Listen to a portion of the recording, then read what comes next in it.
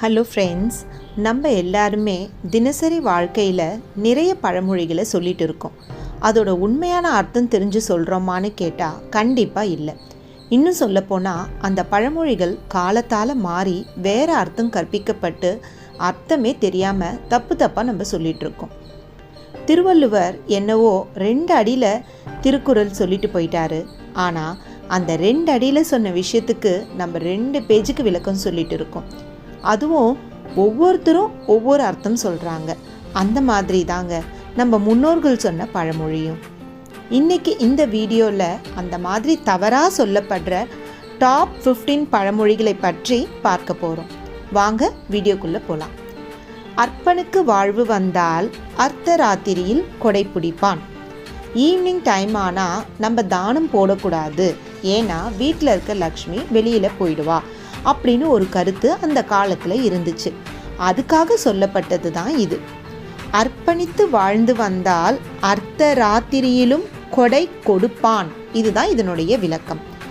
வள்ளல் ஆனவரை கஞ்சனாக நம்ம மாற்றிட்டோம். 2வது, அடி உதவுவது போல் அண்ணன் தம்பி உதவ மாட்டான். இதுக்கு இறைவன் திருவடியினும் ஒரு பொருள் இருக்குது. அது மட்டும் இல்லாமல் அடி என்பது ஔவையாரின் 4 அடி ஆகும். அந்த 4 அடி நூல் உதவுவது போல அண்ணன் தம்பி உதவ மாட்டார்கள் என்பதே இப்பழமொழியின் உண்மை அர்த்தம். நாம் கொடுக்குற அடிக்கு தான் சரியாக செயல்படுகிறது எல்லாம் அப்படின்னு நினச்சிக்கிட்டு அடி உதவுவது போல அண்ணன் தம்பி உதவ மாட்டான் அப்படின்னு மாற்றி சொல்லப்பட்டுருக்கோம். ஓகே. 3வது, நல்ல மாட்டுக்கு ஒரு சுவடு. சந்தையில் மாட்டை வாங்கும்போது அது பதிக்கும் தடம், அதுக்கு பேரு தாங்க சுவடு. அழுத்தமான சுவட்டை பதிக்கும் மாடே அதிக பலம் வாய்ந்தது. ஒரு சுவட்டை பார்த்தாலே மாட்டின் பலம் புலனாகும்.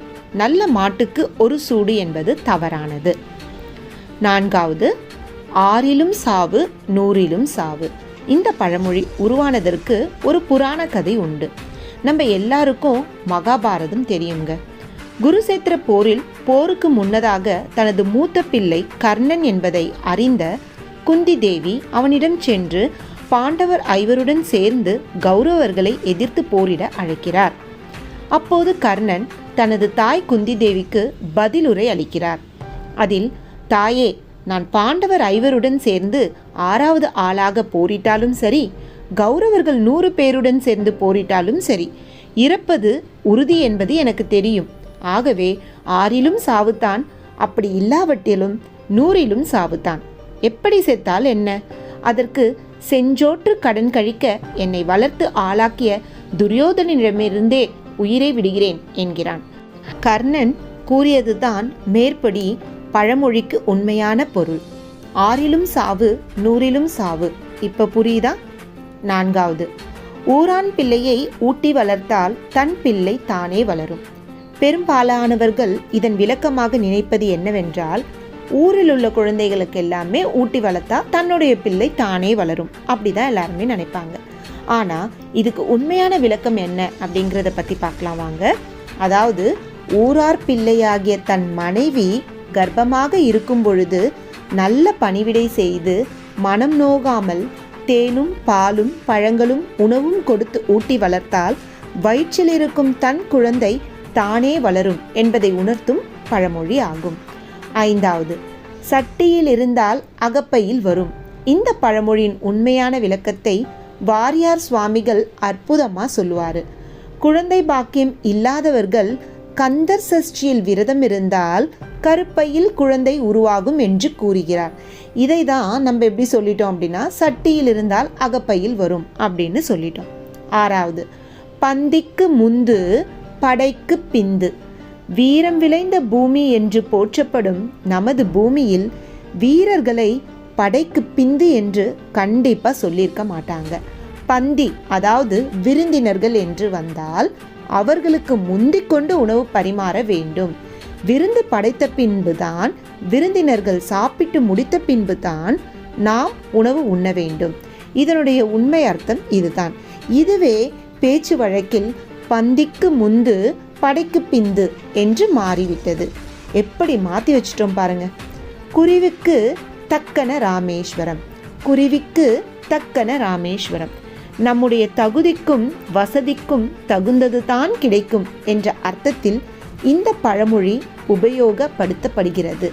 அதாவது குருவிக்கு தக்கன ராமேஸ்வரம். அது என்ன குருவிக்கு தக்கன ராமேஸ்வரம்? குருவிக்கும் ராமேஸ்வரத்துக்கும் என்ன சம்பந்தம்? எப்போதாவது யோசிச்சிருக்கோமா? குறிவைக்க தப்பாது ராமசரம், குறிவைக்க தப்பாது ராமச்சரம் என்பதே உண்மையான பழமொழி. ராமனின் அம்பு அதாவது ராமசரம் குறி வைத்துவிட்டால் தப்பாது இலக்கை அடையும் என்பதை இதன் அர்த்தம். இதுவே நாளடைவில் பேச்சு வழக்கில் குருவிக்கு தக்கன ராமேஸ்வரம் என்று கூறப்படுகிறது. 8வது, சோழியன் குடுமி சும்மா ஆடாது. சோழியன் என்பது பிராமண குலத்தில் ஒரு பிரிவு. பொதுவாக பிராமணர்கள் தலைக்கு பின்பக்கம் அடர்த்தியாக குடுமி வைத்திருப்பர். ஆனால் சோழியன் பிரிவை சேர்ந்தவர்கள் மட்டும் மலையாள நம்பூதிரிகளைப் போல தலையின் முன்பக்கத்தில் முடியும் வண்ணம் முன்குடுமி வைத்திருப்பார்கள். சோழியர்களின் குடுமி தலையின் முன்பக்கத்திலேயே அடர்த்தியாக முடியப்பட்டாலும் அது சும்மாட்டுக்கு இணையாக ஆக முடியாது. அது என்ன சும்மாட்டு அப்படின்னு பார்க்குறீங்களா? சொல்கிறேன் கேளுங்க. அதாவது சும்மாட்டு என்பது சுமை தூக்குபவர்கள் தலையில் துணியை சுருட்டி வசதிக்காக வைத்துக்கொள்வது. முன்குடுமி எவ்வளவு கட்டையாக இருந்தாலும் சும்மாடு ஆகாது. அவர்களும் சுமை தூக்கும் போது சும்மாட்டு வைக்கத்தான் வேண்டும். அதுதான் சோழியின் குடுமி சும்மாடு ஆகாது என்பது தான் உண்மையான பழமொழி. இதுவே தற்போது சோழியன் குடுமி சும்மா ஆடாது அப்படின்னு நம்ம மாற்றிட்டோம். 9வது, கல்லை கண்டால் நாயை காணோம், நாயை கண்டால் கல்லை காணோம். பைரவரின் வாகனமாக நாயை பார்க்கும்போது அதை இறைவனின் அம்சமாக நினைத்து வணங்க வேண்டும். நாயின் வடிவத்தில் இருக்கும் கற்சிலையை பார்க்கும்போது அதை நாய் என்று நினைத்தால் நாயாகவும் வெறும் கல் என்று நினைத்தால் கல்லாகவும் தெரியும். ஒரு பொருளின் அல்லது ஒரு விஷயத்தின் அழகும் பெருமையும் காண்பவர்களின் பார்வையை பொறுத்தே உள்ளது என்பதே இதன் உண்மையான அர்த்தம். ஆனால் இப்போது நாயை கண்டால் கல்லை கொண்டு எரிய வேண்டும் என்பது போல் இந்த பழமொழி அமைந்து விட்டது. எப்படிப்பட்ட தத்துவத்தை நம்ம எவ்வளவு காமெடியாக மாற்றி வச்சிருக்கோம் பாருங்க. 10வது, தென்னை மரத்தில் தேள் கொட்டினால் பனை மரத்தில் நெறி கட்டும். தென்னை மரத்தில் தேள் கொட்டினால் தென்னைக்குத்தானே நெறி கட்ட வேண்டும். பனை மரத்துக்கும் இதற்கும் என்ன சம்பந்தம் என யோசிக்கிறீர்களா? வாங்க பார்க்கலாம். இந்த பழமொழியை அப்படியே படித்தால் அர்த்தம் சரியாக இருக்காது. எங்கோ ஒரு செயல் நடந்தால் அதன் விளைவு வேறு எங்கோ தெரியும் என்று தான் நமக்கு புரிந்து கொள்ள முடிகிறது. ஆனால் இதன் உள்ளர்த்தம் வேறு. தென்னை மரத்தில் ஏறுபவர்கள் பூச்சிக்கடிகளால் பாதிப்பு வராமல் இருக்க ஒரு விதமான எண்ணெய் அல்லது சாந்தை உடலில் பூசிக்கொண்டு மரமேறுவார்கள். அப்படி ஏறும்போது மரத்தில் இருக்கும் தேள் கொட்டினால் அவர்களுக்கு அந்த எண்ணெயின் மருத்துவ குணத்தால் வலி தெரியாது. ஆனால் தேளின் விஷம் தோலினுள் ஊடுருவி இருந்தால் சிறிது நேரத்திற்கு பிறகு கொட்டிய இடத்தில் நெறிக்கட்டி கொள்ளும். அதை பெரிதாக எடுத்துக்கொள்ளாமல் மற்றொரு மரத்தில் ஏறும்போது தான் அதன் உண்மையான வலி தெரியும். அதன் பின் மருத்துவ சிகிச்சை எடுப்பார்கள். தென்னை மரத்தில் ஏறும்போது தேள் கொட்டினால் பனை மரத்தில் ஏறும்போது நெறிக்கட்டும் என்ற உண்மையான பழமொழியே இப்போது தென்னை மரத்தில் தேள் கொட்டினால் பனை மரத்தில் நெறிக்கட்டும் என்று கூறப்படுகிறது. 11, கல்லானாலும் கணவன் புல்லானாலும் புருஷன். ஆஹா, இந்த பழமொழி எத்தனை வாட்டி சொல்லி கேள்விப்பட்டிருப்போம். இந்த பழமொழியை படிக்கும்போது ஒரு பெண் தன் கணவனை கல்லுக்கும் புல்லுக்கும் ஒப்பிடுவது போல உள்ளது. ஆனால் கல்வன் ஆனாலும் கணவன், புலையன் அதாவது தீயவன் ஆனாலும் புருஷன் என்பது தான் உண்மையான பழமொழி. தனக்கு வாய்த்த கணவன் தீய பழக்கங்கள் மற்றும் தீய சேர்க்கையினால் கல்வனாகவும் தீயவனாகவும் இருந்தாலும் அவனை ஒதுக்கிவிடாமல் தன் அன்பினால் அவனை திருத்த வேண்டும் என்று அறிவுரை கூறுவதே இந்த பழமொழி. ஒரு பெண் நினைத்தால் எதையும் சாதிக்கலாம். பெண்ணுக்கு பெருமை சேர்ப்பது போல் உள்ள இந்த பழமொழியே நாளடைவில் இப்படி மாறிவிட்டது. 12, மாமியார் உடைத்தால் மண்குடம், மருமகள் உடைத்தால் பொன்குடம். ஒரே தவறை மாமியார் செய்யும்போது அது பெரிதாக கருதப்படுவதில்லை. ஆனால் வீட்டுக்கு வந்த மருமகள் அதே தவறை செய்துவிட்டால் அதை மாமியார் பெரிதுபடுத்தி விடுவார்கள். அதுதான் இதோட அர்த்தம் அப்படின்னு நம்ம நினச்சிட்டு இருக்கோம். ஆனால் அது தவறு. மாமியார் உழைத்தால் மண்ணுக்கு உரம், மருமகளும் உழைத்தால் பொன்னுக்கு உரம் என்பதுதான் உண்மையான பழமொழி. விவசாயிகள் வீட்டில் ஆண், பெண், குழந்தைகள் என அத்தனை பேரும் தங்கள் விளைநிலத்தில் உழைக்கின்றனர். இதில் ஆணுக்கு இணையாக பெண்கள் ஈடுபடும் போது வெளி மனிதர்களுக்கு கொடுக்கும் கூலி மிச்சமாகிறது. அதோடு ஒற்றுமையின் விளைவாக உழைப்பின் பலன் பெருகுகிறது. மாமியார் தங்கள் குடும்ப நிலத்தில் உழைத்தால் அது மண்ணுக்கு உரம், அதாவது அந்த வீட்டுக்கு தலைவனின் கரங்களை பலப்படுத்துவதின் மூலம் அவர்கள் சொந்த மண்ணுக்கு உரமாகும். வீட்டுக்கு வந்த மருமகளும் சேர்ந்து உழைத்தால் மண் பொன்னாகும். பொன்னுக்கே உரம் என்றார்கள்.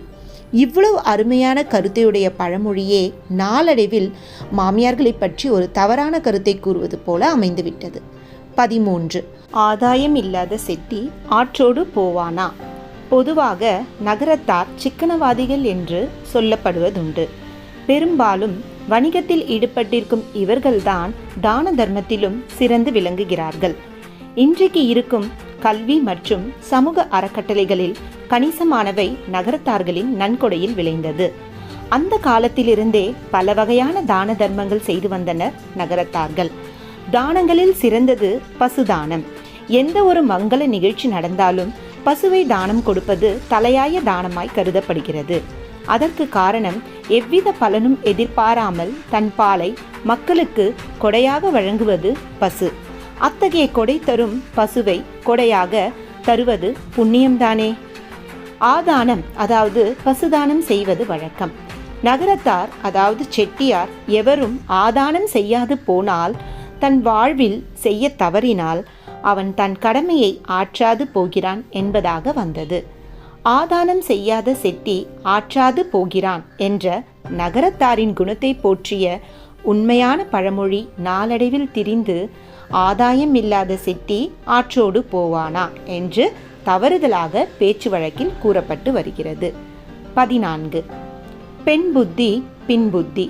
நெற்றிக்கண் எனும் ஞானக்கண் முதலில் பார்வதி தேவிக்குத்தான் இருந்ததாக புராணங்கள் கூறுகின்றன. பார்வதி தேவி சிவபெருமானுடன் சேர்ந்தபோது தன் ஞானம் எனும் 3ஆம் கண்ணை சிவபெருமானுக்கு கொடுத்துவிட்டார் என்றும், சிவபெருமான் பார்வதி தேவியின் நெற்றிக்கண்ணை நினைவு கூறும் வகையில் செந்நிற திலகமிட்டார் என்றும் கூறப்பட்டுள்ளது. இதன் விளைவாகவே இன்றும் திருமணங்களில் மணப்பெண்ணுக்கு நெற்றியில் திலகம் இடப்படுகின்றது.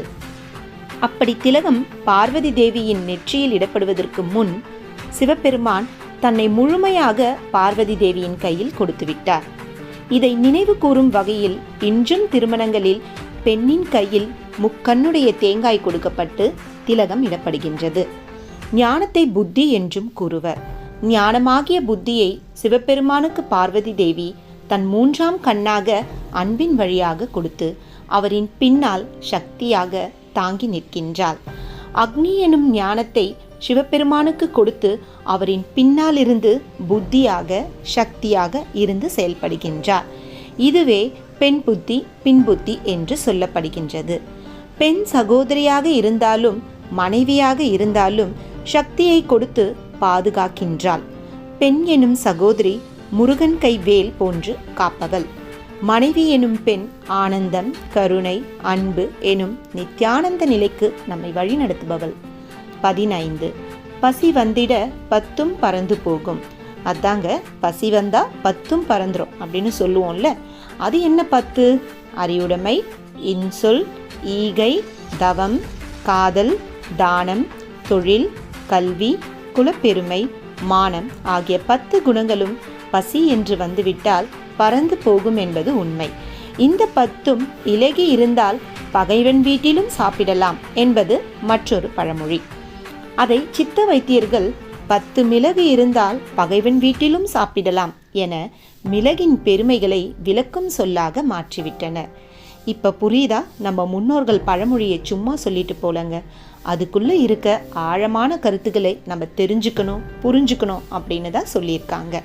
இனியாவது இந்த மாதிரி தப்பாக பழமொழிகளை நம்ம பயன்படுத்தாமல் அதோட அர்த்தம் தெரிஞ்சு பழமொழிகளை பயன்படுத்தணும்.